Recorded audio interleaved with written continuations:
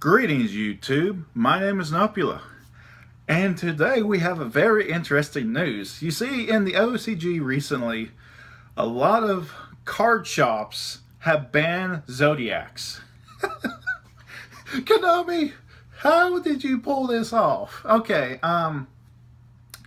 in the interest of fairness, I've actually looked at the information and everything like that, and I will link the actual two important sites below about this. But apparently, two different groups known as Hobby Off and Card Kingdom in Japan and everything like that, and apparently there were big card or hobby shops and everything like that, had decreed that anyone playing Zoodiacs in a casual tournament will not only be banned from that shop and everything like that, but they'll also be kicked out immediately.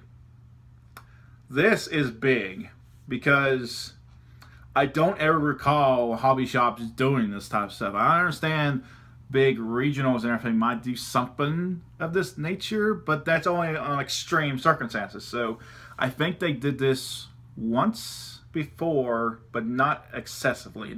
It wasn't a point where you got banned from the store and everything like that.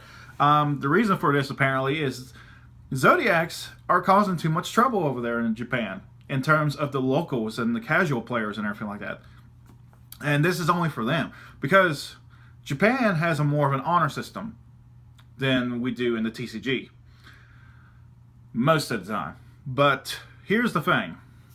When you ban a archetype from being played in casual players and everything like that, that is big because that means that it's gone way too overhanded over there.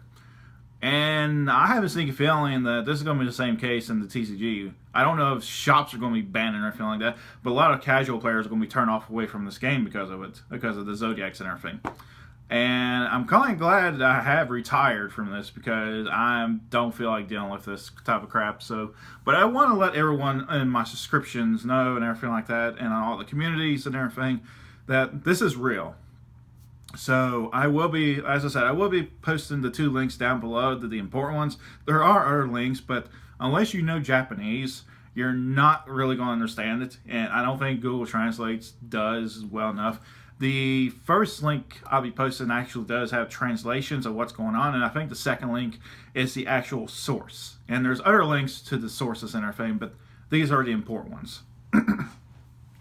But I kind of laugh at this because this is what happens when you make a deck so powerful that eventually the card shops themselves have to revolt. So let's put this in perspective. Konami has made the Zoodiac deck that is pretty much a one card combo to bring out everything they need. And there's not really any counters to it when you go first and you're playing this deck. So any casual players who wants to play other decks and everything like that are pretty much SOL. So this is good and bad. This is good for the casual players, but this is bad because this means Konami did not think about how powerful this deck was. And some people, there's actually some other YouTube channels that are actually starting to cover this. Most of them are a bit miffed about it.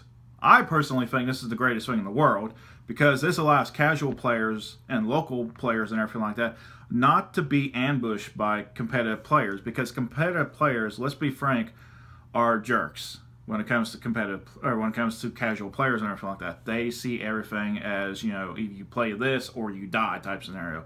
And Japan has a better understanding about their, you know, player base and everything like that than the TCG. TCG would just, you know, flip their lid over this and they'll just boggo the entire stores and everything like that. But in Japan, you can't really do that because the majority, or these two hobby shops that I just mentioned, control the majority of the hobby shops and everything in Japan, because I think Card Kingdom has like 30 or plus shops that's under their name and everything like that, and that is big because they actually follow their rules and everything like that. So all in all, OCG is laying the law down for Konami. So we'll have to see what happens and what's going on. And catch y'all later.